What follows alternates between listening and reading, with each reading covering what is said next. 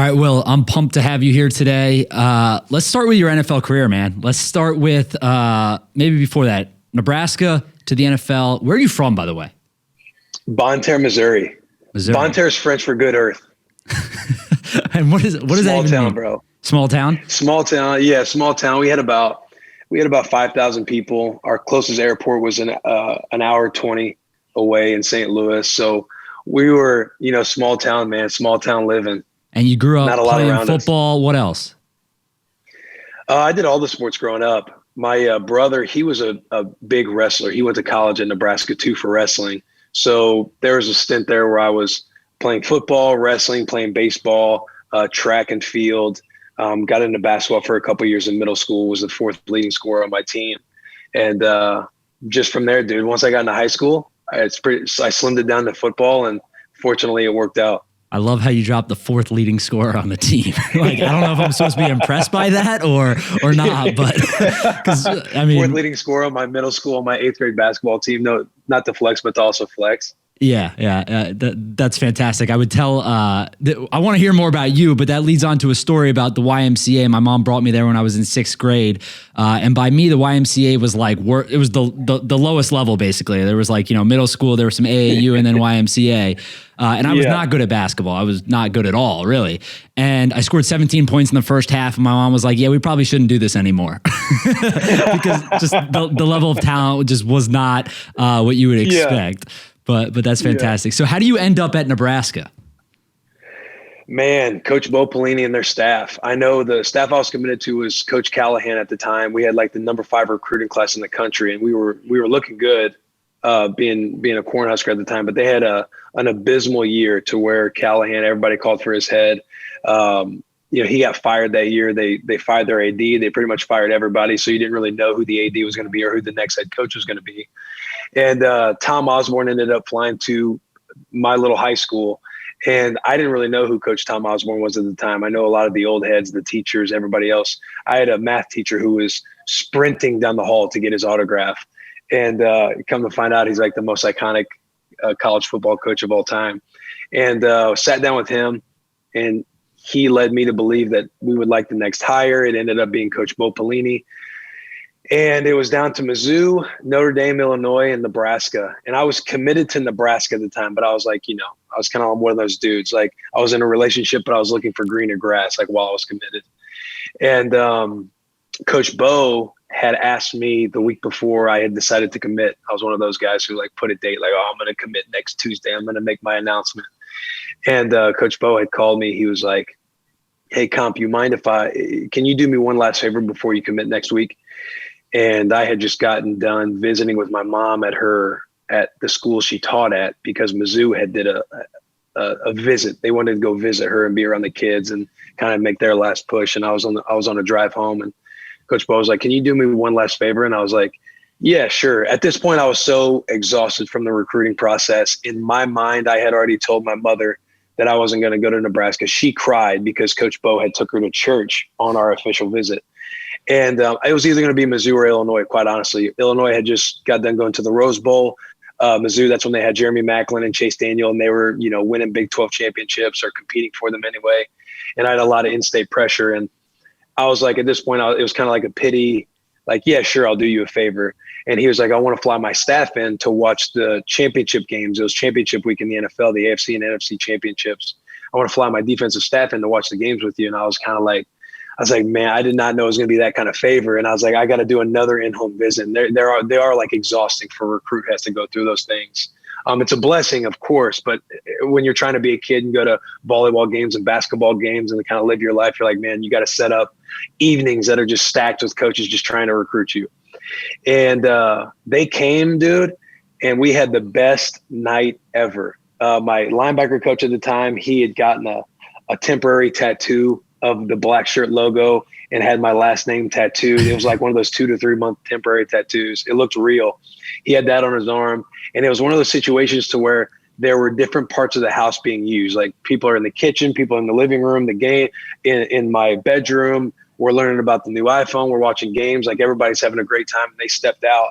And I remember when they walked out, I was like, I don't even know what I was thinking. This is exactly where I want to be. And the the coaches that I want to play for. And so, yeah, dude, it was the Pelini coaching staff that got me to go to Nebraska. I know people say pick the school and not the coach, but it was quite the opposite for me. Yeah, I don't think I've ever heard of someone getting a temporary tattoo with a recruit's name on it, but I'm sure there are 10 times worse stories than that. Oh, man, dude. Coach Mike Eckler, he's the special teams coach for the University of Tennessee right now. He's the special teams coordinator. And the very first phone call I had with them when they made the switch to this new staff, he's my recruiter. He calls me up. Will Compton is this, the best linebacker in ball, doing the recruiting pitch. And he goes, I just got off the phone with my wife and kids. And you want to know what I told my kids, Will? And I was like, what's that, coach? Because he had a lot of energy. And he was like, I told them that if you don't continue to stay committed to the University of Nebraska, I'm going to climb up to the top of Memorial Stadium and I'm going to jump and they're going to no longer have a father.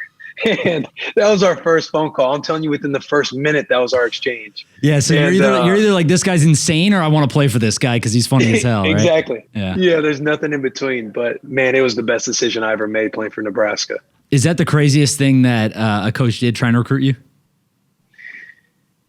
Yeah, I would say those stories. The tattoo is pretty unique and different.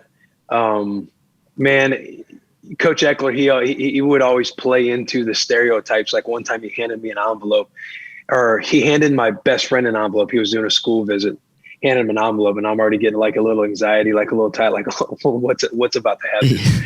And my buddy opens up the envelope, and there's another envelope inside the envelope, and he opens that up, and it's just a stick of gum with a note that says, "There's more where that came from."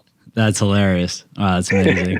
That's awesome. So you get to Nebraska. What year is this? This is in 2008. 2008. Okay. And so you're there all 4 years, right? Yeah, I was there for 5 years. I redshirted my freshman year. Gotcha. Okay. And what's that experience like there? It was incredible, man. They have some of the best facilities in the country. You know, people think of Nebraska and they just imagine it being in the middle of a bunch of corn and cows. And once you get inside Lincoln, dude, it's just red all over. People die for Nebraska football, for Husker football. It's red all year round. It's the only show in town. There's no pro teams. There's no other college teams. It is just Nebraska football, Nebraska volleyball, wrestling, like all the sports that they have there, man.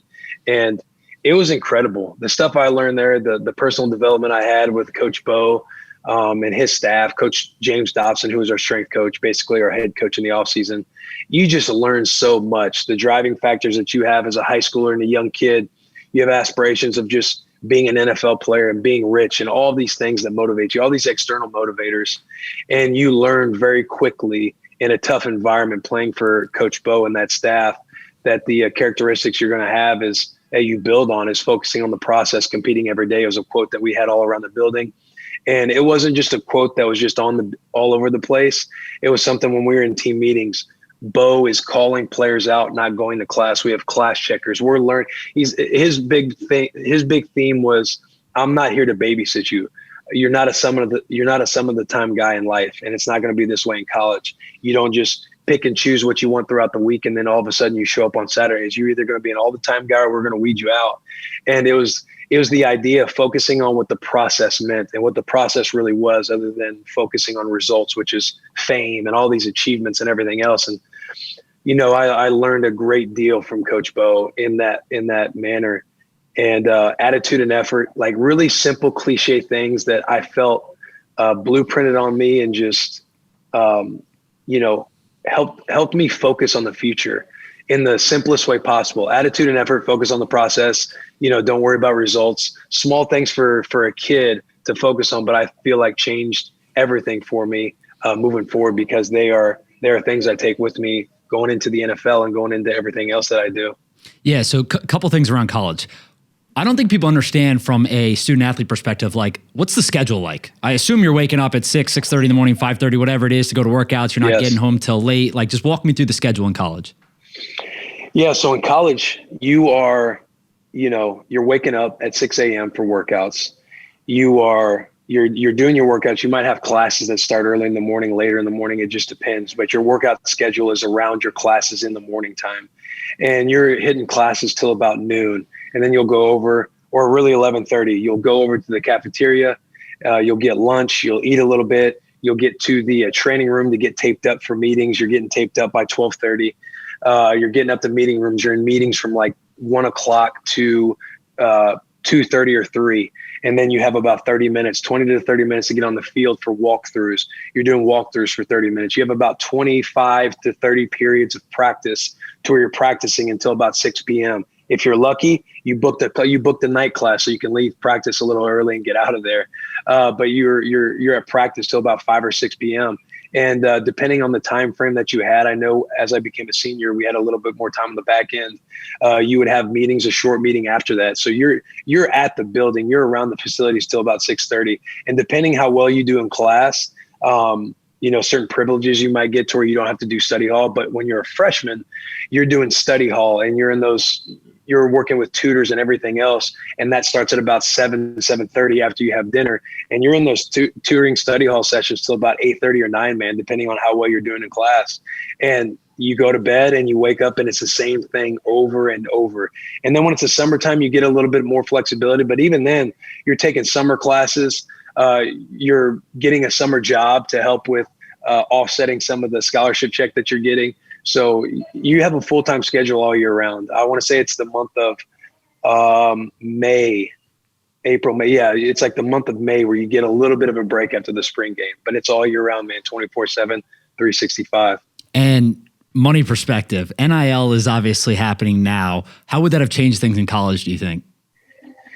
It would have changed a lot for a few guys for sure. I know I'm thinking in particular, Amir Abdullah, Rex Burkhead, Kenny Bell. Those were guys who were very iconic in the Nebraska days of us playing. I was a starter and I had a lot of, I did some stuff on Twitter. I would say my senior year, I had to battle Coach Bo a lot. I had to sit in his office numerous times trying to talk him into letting us keep Twitter because he thought of it as such an evil thing, which it can play against you at times. This thing was nothing good ever comes out of it.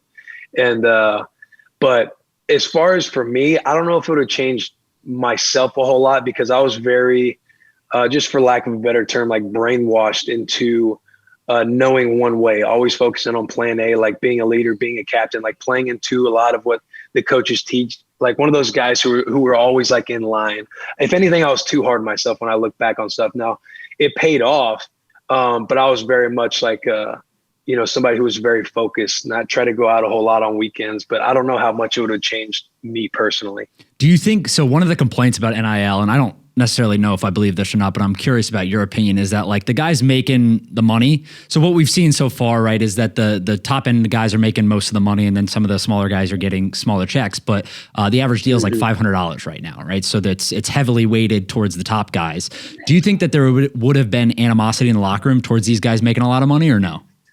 I think it depends. I'm obviously not in those locker rooms anymore. I can assume being a kid and being young minded like that some stuff, there is some envy and some jealousy that would be a factor in some of those things.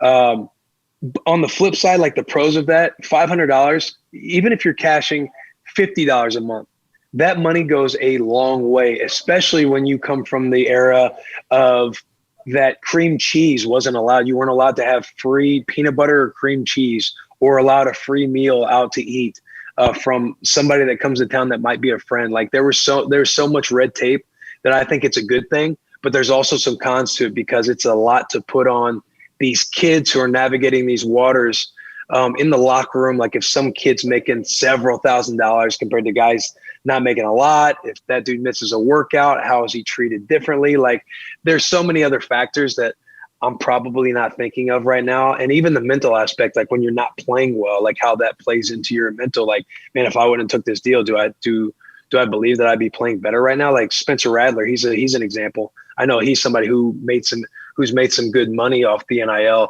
and he's somebody who's on the bench now and backing up the new starter. It's like, I wonder what he's up at night thinking about. Like if he thinks, if I wouldn't, are these things distractions to me? Is this something I should have taken advantage of because this is how I put so much in the ball? These are only questions he can answer, but they're definitely stuff to think. They're definitely things to think about when coming into that much money. Yeah, it's tough, right? Because if you really look at all the guys who maximized it the most, it's Spencer Rattler. He was all the way in the news. Derek King was all the way in the news. DJ from Clemson was in the news, right? And a lot of these guys haven't played necessarily up to the standard that I believe that they probably thought they would. And it's not to say that the brands didn't get the value out of it, because a lot of that is done up front and through social media and stuff also. But it could be claimed that it's a distraction. Do you think, so you're obviously involved in media now, and we'll get to that later, but knowing what you know in kind of the media landscape and from advertising and kind of some of the opportunities when it comes to the internet, do you think that any of these athletes will make, let's say like 7 figures this year, $1 million? Do I think any of these college athletes will? Yeah. I believe, from what I know, I work closely with Blake Lawrence over at Open Doors, and I know some of these athletes are making some big 7-figure deals. I know there will be a few. Now, obviously, they're the 1% of the 1%, but it will happen. Are you asking how that might change them? Like if I was a guy who made 7 figures back then? Yeah, I guess, right? Like I'm assuming that there's some kind of, whether it's jealousy or envy in the locker room for sure, but it's also kind of like a personal thing too, right? Are you distracted? Are you not paying attention in things? Are you, does it not matter? Right? Like, I think it's, those are great questions, man. At the end of the day, they're young kids. I like to think that I would be structured. I think ultimately what it comes down to is, who are you surrounding yourself with to help navigate these waters? Who are the people in your corner? Who are you trusting with all that stuff? Are you playing like I have an agent game and I have all these different guys that it just seems cool to have these guys? Or are they really guys that have my best interest in mind? And I think you got to trust those people. And again, you have to be able to prioritize.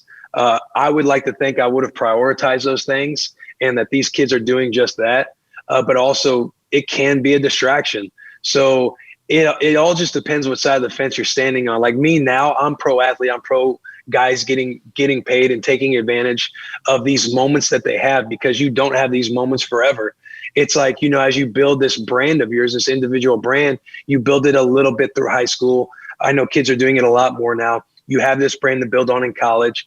And the minute you're done playing, your jokes aren't as funny. You're uglier. You're not shaking as many hands. It just doesn't happen for you as much anymore, because you're on the other side of it. So you have to take the necessary steps while you have it and the iron is hot, and make the right moves. But as you're doing that, I think the biggest thing is you have to prioritize and have a good structure around you to help allow you to be successful.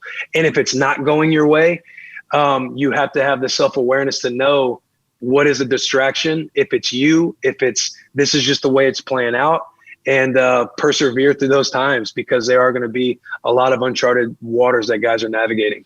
Yeah, I think the easiest way to think about it sometimes too is, like, for some players, this is the highest earning potential maybe of their life, right? Or of their career. Right.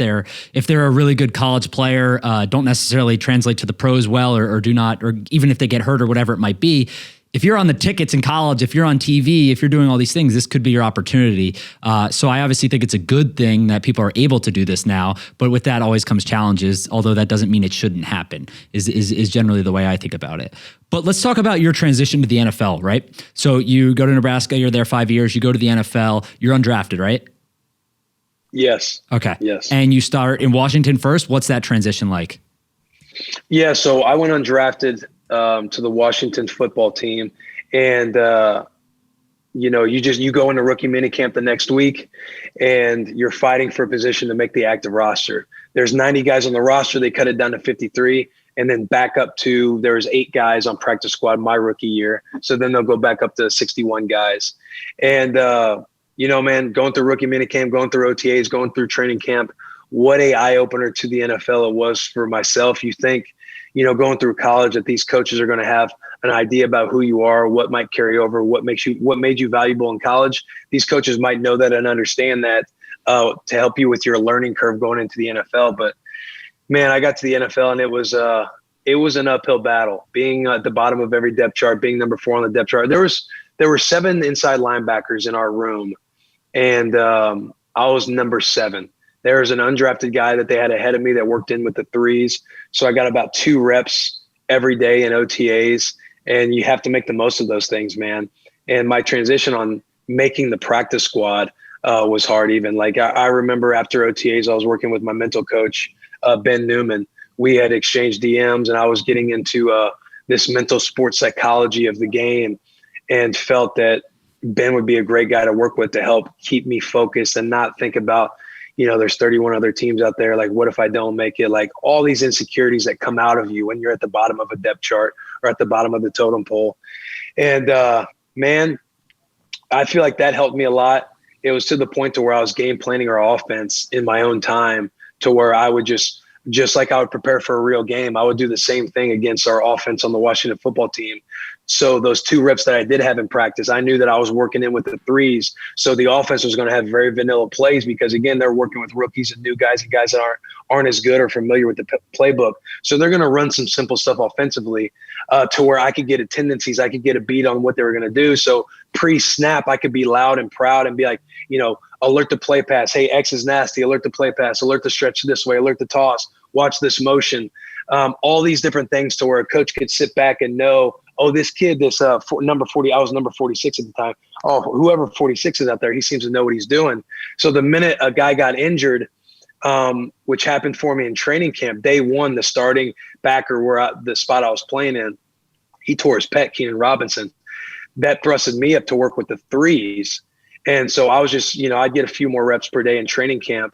And again, it's just taking advantage of those opportunities when they come, and all the prep work that you put in the back end, like that I was doing in the summertime, and working with Ben to stay focused on what I needed to stay focused on.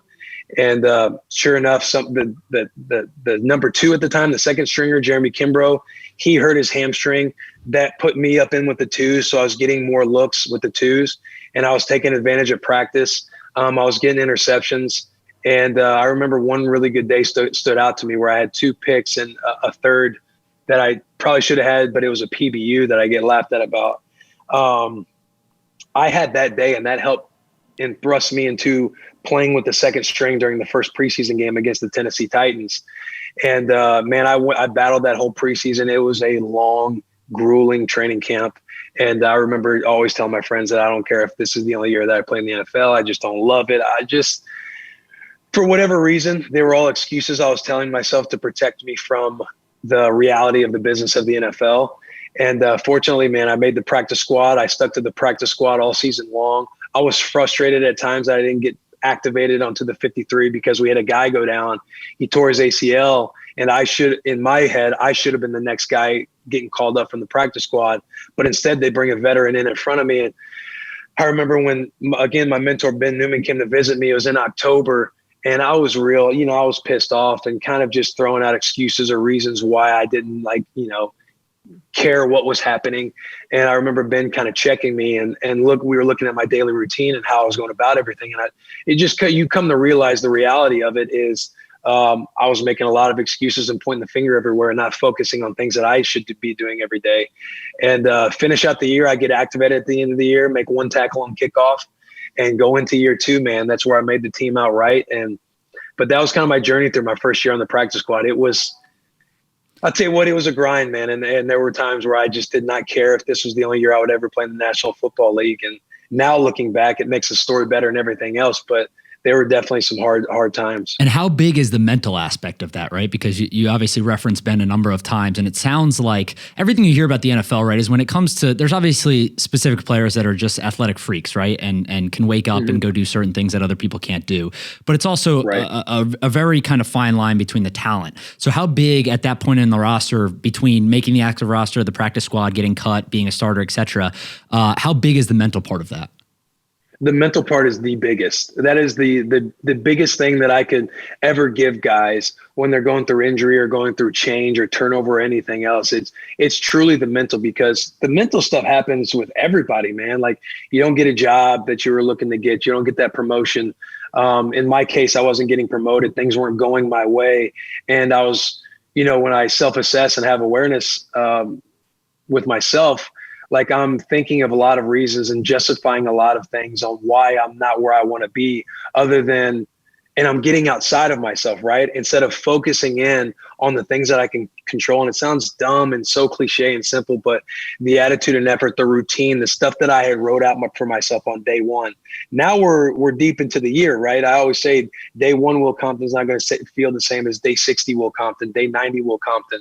There's going to be those days where you just don't want to do it, and you got to look at the stuff you wrote down on day 1 to remind yourself why you're doing it and going about it the way you are. But the mental fortitude And me personally, working with somebody in the mental space, the sports psychology space, just therapy in general, I'm a huge believer in it because everyone struggles with a lot of stuff in the mental game in a performance-based world daily, to where you are playing injured. Nobody's 100% all year long, where everybody's out there playing 80 to 85% right now, especially this late in the year, middle of the year.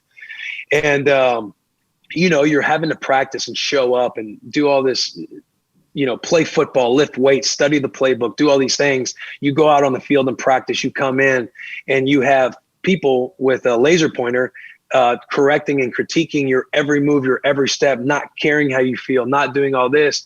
And you just, you get in your own head at times. So being in that performance-based world day in and day out, I think it's so important to, whether you're reading, listening to stuff. I'm huge on YouTube and listening to people speak into my head all the time, working with my performance coach, Ben Newman at the time.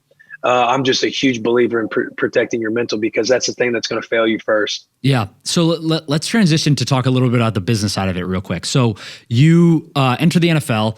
It's your first job, obviously, outside of college. You weren't making money in college. So you're making more money than you've ever made in your life, whether it's $1 million, $10 million, whatever. It doesn't really matter. It's a good living.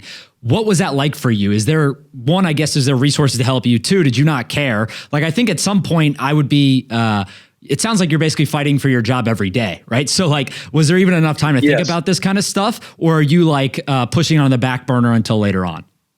No, dude, I was really lucky. I know my parents went through some hard times when I was in high school, especially later in high school, my senior year, to where my dad lost his job. He was that whole WorldCom debacle that happened. He was a part of that. And to where there were a lot of like trying times. We just lived off of my mom's Catholic school teacher salary. And my mom was huge into Dave Ramsey, all of his methods, the Total Money Makeover that we ultimately went to as a family. And even in college, like with my scholarship checks, and the extra money I started to make my senior year with working a summer job and everything else, my mom was just always on me about tracking all of my expenses. And whether I took it serious a lot or not in my senior year, when I came into a little bit of money, because now I'm getting, practice squad was making $102,000 the year I was a rookie. And whether or not I was a revolving door with the practice squad, like some guys would get cut, they got to go live in another city. Like say I got cut and played for the Colts. I'm trapped in a lease that I had a short-term lease in Washington, and now I'm into another short-term lease in Indianapolis. So guys got to juggle some tough decisions, man. But fortunately, since I was on practice squad the entire year and the checks that were coming in, I was using Dave Ramsey's envelope system. I was, I think the first stock market book I read was The Fundamentals of Investing, where they're huge on Vanguard and everything else. But I was lucky because my mom was always over my shoulder and talking to me, saying I needed to, work on the envelope system, do that. I need to track stuff because it's not going to last forever. And, after 102, you're making about 60,000 after taxes.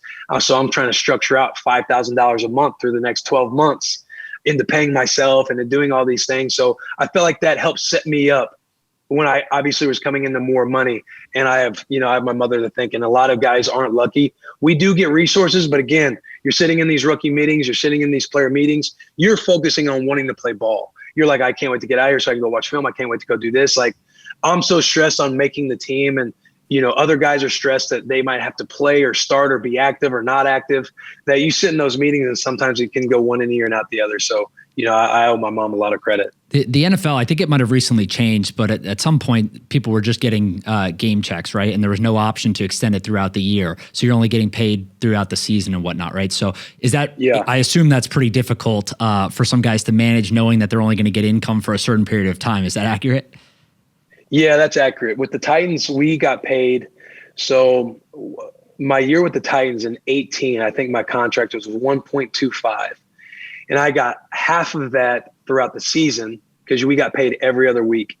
And then you didn't get the other half until the end of March. They stretched it out over a lot more pay periods, which I actually think is better for guys because you come into a lot of that money. Me personally, knowing what I know with money now, you want your money sooner rather than later so you can start doing all the things you want to do. Yeah. But for the majority of guys, it's a lot better to get those delayed payments and everything else, because majority of guys probably aren't budgeting. They're probably not doing the right things outside of ball. You come in and you get these checks that are 20, 30, 40, up to $100,000 a week. way more than that for some guys. And you just don't know if you don't have a structure in place or any budgeting tools in place. Like, you don't know what you're spending it on. You don't have to worry about, shopping or what you're going to eat for dinner, paying for an appetizer. It seems so small to you that you're just forking over money. Next thing you know, you're checking your accounts. You're like, man, I spent 6 figures on Uber Eats or eating out this year. And so, yeah, that is accurate, guys. Before, I want to say now, every team, right, gets paid out over, how many pay periods is it now? It's much longer. It's if it's not the whole year, it's much longer. Yeah, right. It's much longer now, but yeah, it was just during the season when I was on Washington, and the Titans were the first team that I, was like, oh. So was it an option with the Titans, or they did that for everyone? I think if you made over $1 million, they did that for everybody that made over $1 million. If it was under $1 million, you got it all paid within the season. Gotcha. Yeah, I mean, look, you're right. Like, everyone thinks somewhat about it, trying to be super smart, and they're like, yeah, you get in, the NFL is just taking an interest-free loan on you now. Like, you should get your money up front. It's better to invest it now. But the reality is, a lot of people can't budget, right? And they're not doing the right things when it comes to spending. So it's better to do that. And not only, like, I don't know when the last NFL lockout was that went like super deep into the season, but that could always happen, and that's leverage and all of that kind of stuff. So it's certainly something to think about. But all right, Will, so let's transition to media. You run Bussin' With The Boys now, which is a popular podcast. You partner with Barstool on it. So walk me through just the thought process on why you started that and how it's going. Man, so yeah, back when I was on Washington, I was just obsessed with podcasts. Like, I listen to Joe Rogan all the time, Ben Greenfield Fitness for everything involved with performance, recovery, things to optimize my body for sport. Bigger Pockets for real estate, comedy podcasts. Like, I just love the idea of podcasting. I listen to them all the time when I'm commuting to work and back home and wherever I drive. And from that inspiration, I would say fast forward to when I was on the Titans in that 2018-19 year, I remember thinking, like, how cool it would be to have an NFL active player podcast, to where you have some of these conversations that I'm having in the locker room, in the sauna, in the cold tub, the steam room, all that stuff, with guys who are doing things out off the field that are making them successful off the field. Because guys, they try and seek out dudes in the locker room who have their head on straight and are doing the right things off the field, to try and follow those blueprints and do the same thing, so you're not only a football player. And from all that inspiration, man, I remember my year with the Titans didn't go the way I had planned for it to. When I went there, I was competing for the starting job of Wesley Woodyard. And the Titans ended up trading up in the first round to draft Rashawn Evans. And once they drafted Rashawn, I pretty much knew what time it was. At that point, I was in a local bar in Germantown and here in Nashville. And I was with two of my best friends. And once they drafted Rashawn, they kind of looked over at me and I was like, well, boys, it was fun while it lasted getting to try and compete for that job, because you pretty much know that the first rounder is going to get the best shot of anybody to get out there on the field, no matter how well you play. So from that, somebody in my spot where you're a depth guy or you're a backup guy and you're just on special teams, for you to get back on the field, you kind of need the luck factor to play in for a guy to get injured in front of you. No, I don't want guys to get hurt. But when you're a backup and you want to be on the field, that's essentially how my situation would have worked out for me to get back and put some more tape out there for the future. And when that wasn't happening, Rashawn never got hurt. He was healthy all year long, and obviously that's a good thing. And again, I'm selfishly speaking for myself right now. And once that didn't happen and the year was kind of coming to an end, I remember my wife and my buddy Taylor and friends from back home, people were, nudging me about, hey, yeah, you should go all in and do, make a podcast. If you want to do a podcast, like, you should start writing stuff down and kind of creating this podcast. And that's when I started to really get involved more, taking notes from listening to Bigger Pockets in the real estate world and getting an Airbnb and diving into the podcast. I started to write out what all that looked like, because everything I've pretty much done since college and anything I've wanted, goals, all of that stuff, has been writing down a blueprint or what I want everything to look like. And so I started doing that. It was probably November, December when I started to write things down for this podcast that I wanted to call at the time the Den Podcast, because I'm obsessed with wolves and being a wolf, this wolf mentality I always like to talk about. And so I put that together. I took bits on blueprints that are out there with the comedy podcasts I followed, what they did on social media, how they ran their podcasts on YouTube, like visually, audio wise. The Tim Ferriss, I'm looking into Tim Ferriss, what he does. And I started to put everything together, man. And then when the off season came, I remember doing this radio show. It was toward the end of our season. And I did this radio show, and I was on the phone with Taylor Lewan, who was my co-host.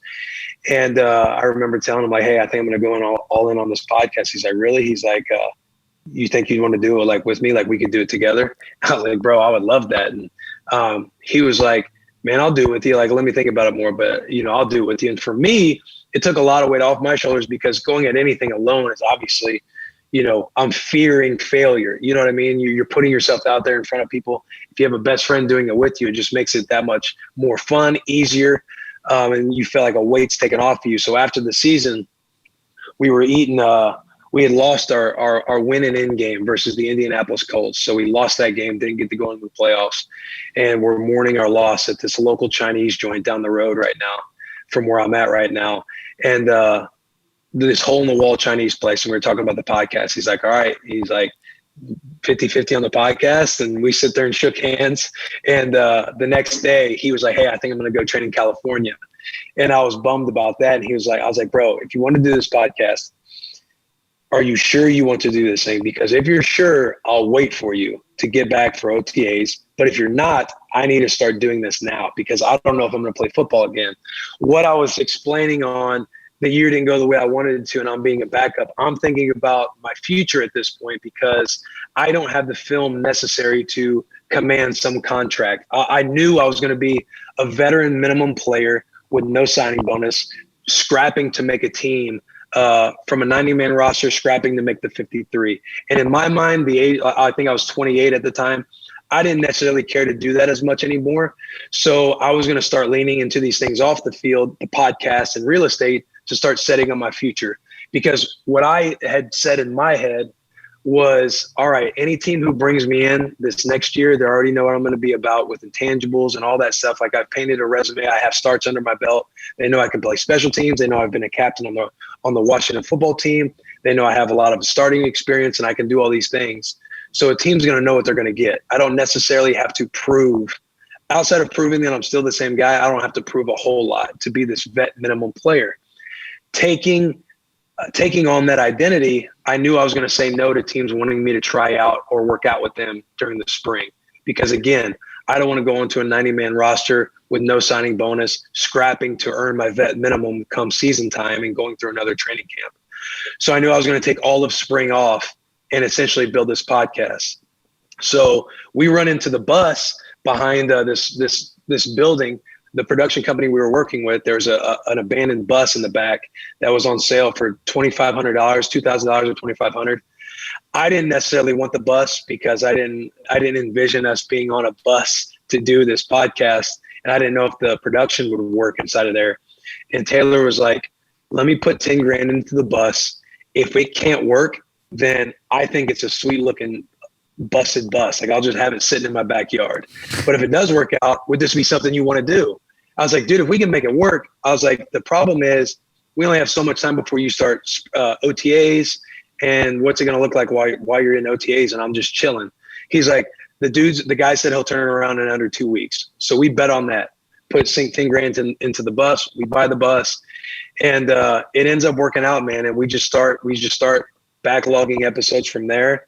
And yeah, that's essentially how we went from step 0 to step 1. So how many episodes have you done now? At this point, we backlogged about 5 before we released the first one. Our first one was with Delaney Walker, and we had Arthur Smith on, Roman Yossi, Delaney Walker, Rich Froning, and I can't remember the other guy. I can't remember our other one, our first 5. Yeah, but this is what year? This is 2018, 2019? Yes, 2019, I believe. Okay, and now you're up over 100 now, right? Yeah, now we just finished episode 124, 125. Nice. So that's a good point, actually, thinking about kind of your post-playing career. It sounds like Taylor was probably on like a little bit different of a path from a thought process standpoint. But it's a good point because yes. I'm curious, how many guys in the NFL are actively thinking about what they're going to do when they're actually done playing? Not many. I mean, there are some for sure. There's guys who try and collaborate and build networks in the off season. It usually fizzles out because once guys are apart, you don't necessarily always come back or get intentional about following up on the networking you guys wanted to do. But not a lot, man. Usually by the time your career ends, it ends when you don't want it to. And I've been fortunate to carve out kind of the back end of my career, my transition in this back half of my career. But yeah, it usually ends when you're not expecting it, when you don't want it to. And not a lot of guys do plan on those next steps because it's such a demanding sport and such a violent game that you have to, it's the whole quote, don't focus on plan B because it derails any progress you make with plan A. And so you pretty much invest all of your time into this plan A thinking you're going to have this, lengthy, long career when the average career is like, I think 3 years. So you're right. Like Taylor, he had just signed the biggest offensive lineman deal in the NFL, in NFL history. I was looking at it more of like, I need to figure my stuff out because it could be ended for me way sooner than I had planned on it to. And is there a reason? At this point in my career. I was going to say, like, the way I think about it is a lot of people wait, a lot of guys in the NFL and other sports, what they do is they wait till their career is over and then they go approach it from like a traditional media role, right? Whether it's broadcasting, whether it's right. NFL Live or something like that, right? They know that they have the experience, they have the knowledge, they could talk about it, everything, but they don't go kind of like the new social media route. You took that route from a distribution standpoint of trying to build up your own stuff, but also partnering with people who could help with distribution. Was that on purpose? Like, is that something that you thought about beforehand? Hey, I want to go at this alone. I don't want to go work for someone else or another network or something like that. Just walk me through how you thought about that. Yeah, man. So those were really good points you were bringing up. A lot of guys, they'll do it the traditional way. And not that I was opposed to doing it the traditional way, but I just knew what my interests were. Like I had done these things, like I had built a little bit of a personality through my social media, having fun, doing the things that you kind of see now, but on a smaller scale when I was on a team. And I was very interested in podcasts and feeling like, man, we could have some of these curiosities that I have where I'm always asking questions and curious to know what guys are doing and having fun and cutting up and showing off the raw, real side behind these athletes that people don't necessarily know about because the message is always controlled by media outlets, journalists, and everybody else. And so I just thought that would be really cool. And when we were starting to dial this thing in, yeah, I want to say there were like Joe, Ben Greenfield, all these podcasts that I were following, they were going about it on their own, which I thought there was a lot of power in. McAfee was doing a lot of stuff on his own. He was an inspiration. And controlling your IP, our intellectual property, was important because we knew that if we did have something, that would give us a lot of leverage. Like we wouldn't be working for anybody. We are our own boss. Like if there's something that we can say, we can edit it ourselves that, hey, we went a little bit too far here. We shouldn't have said that. Like you have the power to edit those things. And our whole mantra about being for the boys, anybody who comes on, we want people to kind of open up and say whatever they want to say. And if they're driving home afterwards and think of something that they wanted off, that they didn't want to, that they shouldn't have said, we'll edit it out for them. So it's like doing all these things and know that we are in control and we are our own boss gave us a lot of power. So there was no thought of whenever, when we're dreaming big, when this thing does become big, we won't have to sell it to anybody. We can own it ourselves and build this brand ourselves. Who's the favorite guest that you've had on the podcast? Man, that's so hard to answer. I know, dude, I know. For me personally, I really enjoy peeling back the layers of guys, like listening to Darren Waller, his story, Max Crosby, when Jelly Roll came on just not too long ago, talking about his depression and his mental health and everything else. George Kittle and I'm going to say here, I'm doing it again. I just start rattling off all these names. Dale Earnhardt Jr., man, like we had Dale Earnhardt. It's a Dale Earnhardt themed bus. And Dale Earnhardt Jr. came on our podcast. He's a Washington football fan. So he was a fan of me before I even knew we were following each other. And that was a surreal moment. Dude, I've gotten to meet so many cool people. Like we just had Darius Rucker this past week, an icon, a dude who had 2 careers in the music world, literally in top charts of all time, like on the bus. And I'm hearing stories about him and Tiger Woods, Frank Sinatra, going on David Letterman when he was with Hootie and the Blowfish back in the 90s. Like I'm getting to have those conversations and it's incredible, man. The most nervous I'd been for a podcast was probably The Fighter and the Kid, Brendan Schaub. he was somebody who'd mentored me throughout the Barstool, navigating those waters. But when he came on and he was doing a comedy show in town, he was just somebody I looked up to in the podcasting space, because he was one of the few athletes like McAfee who went from athlete transition to media guy in the non-traditional way. So having him come on and then really give me a lot of game after that, and to where I could call him and text him and everything else, that was probably when I was most nervous. But man, I've had so many conversations. It really is hard to choose one. Yeah, the way I always think about it too is like these conversations are probably ones that you would want to have with these people anyways, right? So if you can record it and get paid for it and do all this stuff, that makes it even better. But it's fascinating because like guy like McAfee, he's the perfect example of someone that used the leverage of the NFL and the brand and then really built this empire, because people like to, you know, he calls his own show stupid and all this stuff, but at the end of the day, he is super, super, super freaking talented, right? And he's really good from the media side. So it's crazy to see like his whole brand blow up and all this stuff. It's awesome. He's a great example of leveraging the sport, allowing the sport to work for you. That's more than 90% of guys don't do that. And, you know, some guys have their own story about it to where they want to be all in. But again, man, it's like, you go out, you know, you go from high school to college to the NFL. You have this finite moment, these finite years to capitalize on branding and who you are and getting yourself out there and making all these moves for yourself. And a lot of guys hold themselves back from doing that because they want to, you know, I'm not trying to say not be for the team, but you're sacrificing all these things for a logo that's not going to sacrifice for you when your time is up. When you guys shake hands and part ways, they don't care, you know, how well you do outside of the sport. They're happy if you do well, and they can claim like, oh yeah, he came from our neck of the woods. But we sacrifice so much for a logo in a sport that doesn't care what happens to us afterwards. I'm not saying that in a malicious way. It's just the reality.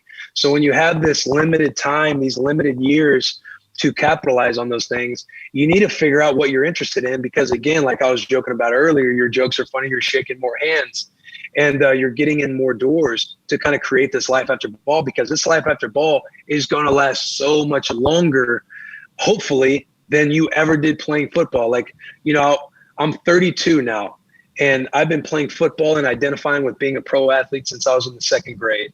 Sooner than I could play football, I would always walk around with helmets on and always wanting to identify with one sport and being an NFL player.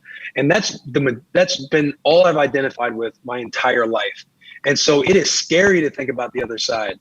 But I strongly encourage every athlete to like look at the McAfees of the world and these guys who have leveraged themselves, you know, correctly to strike while the iron's hot, man, because when it ends, it usually ends when you don't want it to and not on your own terms. And it is scary, man. There's a lot of anxiety that plays into it because you just fear the unknown and you don't know anything else. Yeah, I love the comparison about the logo because it's so true. Everyone likes to say sports are a business, but they really are, right? Especially when it comes to the NFL and their ability to just cut players and move on. And the analogy of like, yeah, they really love you when you do something good, and they'll say, hey, he came from the neck of the woods is so true because they don't give a shit if you do something. If you go on to do nothing else in your life, they don't care, right? And it's right, dude. Yeah, not every team's a brotherhood, I guess, is really what it is. Yeah, and Joe, you know, like being on teams and stuff like that, like. It's hard to separate, right? Like if I think about logo, is so much easier to say because that's the actual reality. Because when I talk about not sacrificing for the team, like I'm built so much on camaraderie and being with the boys and, you know, championing the boys and doing all this stuff and being a part of a team. I love the team aspect of absolutely everything. And I think about, you know, you sacrifice so much for Nebraska. I'm thinking about all my teammates. I'm thinking about Coach Bo, and I'm like, yes, I would do the same thing again, but to be frank and be transparent and put it bluntly and harshly, it is sacrificing for a logo. That coach is sacrificing for a logo. Every player, it's all for the logo because when it's separated and it's over with, that logo is still going to function with or without you. It doesn't matter. No league needs you. No team needs you.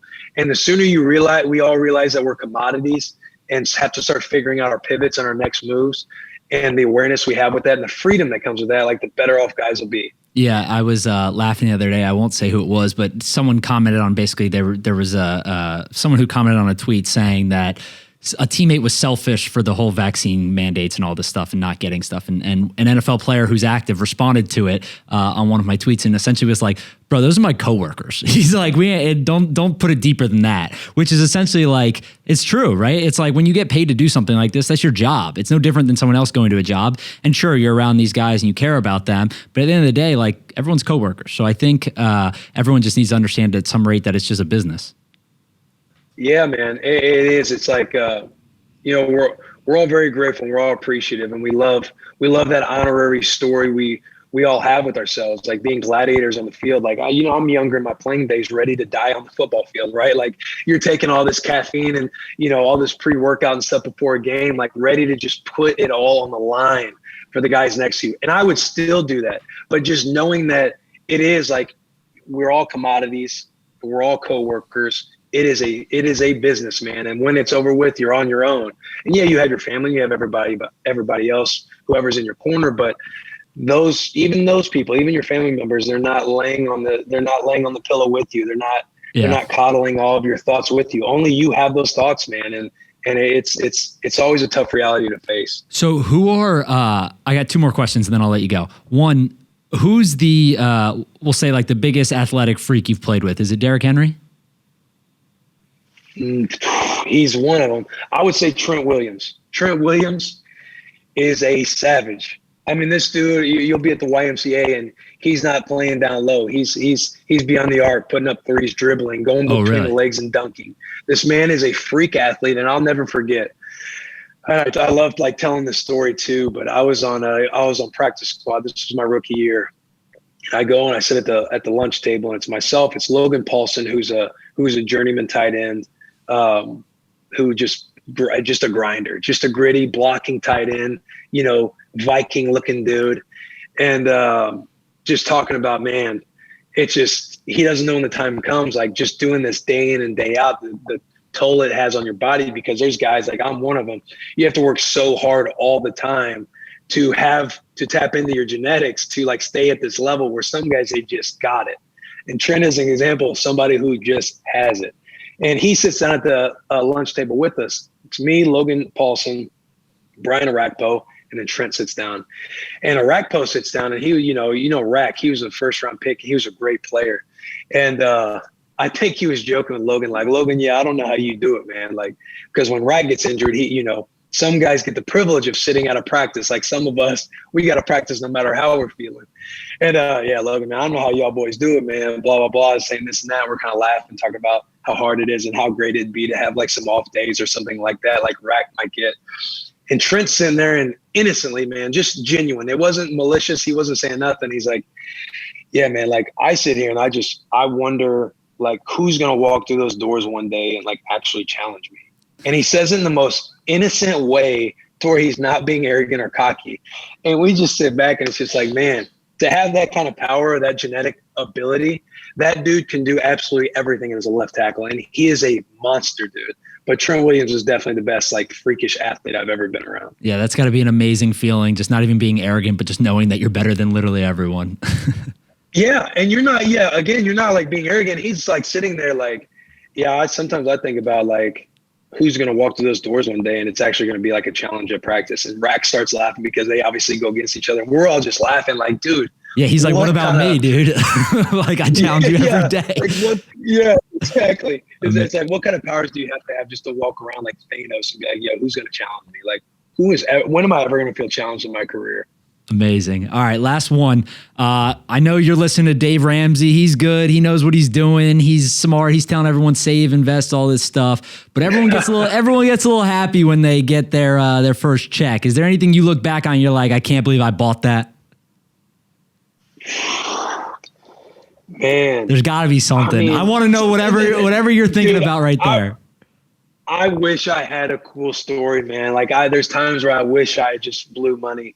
I mean, maybe it's not even a big story. It's nothing that would even be a headline. You know what I mean? It's like maybe I spent $5,000 one night out or something like that.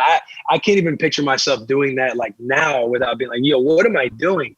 But I'm telling you, man, I was pretty anal with my finances, and not that I'm full all in on Dave Ramsey. I just feel like it was a good foundation to start with. But I don't have any of those stories that I just spent six figures on something one random night or blew it on some high-end vehicle or I don't have dude, any of that, Joe, I wish I did, man. I wish I could be more entertaining on the pod right now. No, you're great, dude. I was joking around with someone the other day that I watched a Dave Ramsey video. For anyone who hasn't seen him, his YouTube channel is electric. He's all time when it comes to like giving advice, right? And someone called in and they're like, hey, I'm $50,000 in debt.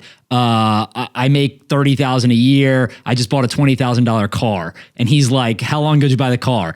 And they're like, a week ago. He's like, do everything you can to return it. He's like, I don't care what you do, go back and beg. He's like, beg and plead with them to take it back. He's hilarious. He's great. He's so blunt with people, and I love it because, people need the cold, hard truth at times, man. And I know there's arguments against Dave and some of his teachings and everything else, but the people he's working with, that's the advice that they need. Yeah, exactly. 100%. All right, man. I really appreciate you coming on, taking the time. Where can I send people? Is Bussin With The Boys YouTube or podcast the best place? Yeah, man. We're on all the podcast platforms. Bussin With The Boys. Our YouTube channel is Bussin With The Boys. And what's your personal Twitter? My personal Twitter is _Will Compton. Our Bussin one is Bussin WTB. But yeah, man, _Will Compton. I'm always trying to have fun on there, man. I'm always trying to be shamelessly prolific in the amidst anybody making fun of me and everything else. So I like to have a lot of fun with that. Yeah, you're pretty good on the internet, other than like actually working, figuring out Wi-Fi and DMs and all that. But you got some good jokes. You got some good jokes. I appreciate it, man. Hey, Joe, and seriously, thanks for having me on, dude. You're kind of one of the OGs with the Twitter threads, or people that I followed with all the threads, and I was very intrigued. People like you doing that stuff, man, I think it's very valuable, especially when people are so turned off by hearing the word Twitter and being on Twitter. I feel like you're one of the guys that puts a lot of good, valuable information out there. I ended up, immediately subscribing to your newsletter. I'm not trying to give you free pub. There's always no free shout outs on Bussin With The Boys. But seriously, man, I really am a fan. And you promote. You're like about things that I just enjoy looking at. I enjoy seeing your deep dives on companies or players, and it kind of shows off and champions some of those guys and what they do off the field. So, dude, I appreciate the work you do, man. That's the goal, man. That's the goal. I appreciate that. Whenever you're in Nashville, you gotta come, because, dude, you can come on the bus now. You got to come on the bus and have some whiskey. I would love to do that. We'll set that up. Yeah. All right. Thank you, man. All right, brother. Good talking to you, Joe.